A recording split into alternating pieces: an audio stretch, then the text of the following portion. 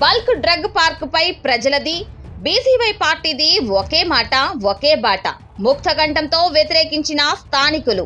100 రోజుల్లో నివేదిక తయారు చేస్తామన్న ప్రభుత్వం. అయినా నిరసన ఆపేది లేదన్న ప్రజలు. చేతులెత్తేసి వెనుదిరిగిన కలెక్టర్. నక్కపల్లి మండలం రాజయ్యపేట దశాదిశ మార్చే ప్రాజెక్ట్ అని ప్రభుత్వం ఊదరగొట్టింది. బల్క్ డ్రగ్ పార్క్ ఏర్పాటైతే ఆ ప్రాంత రూపురేఖలే మారిపోతాయని గొప్పలు చెబుతున్నాయి.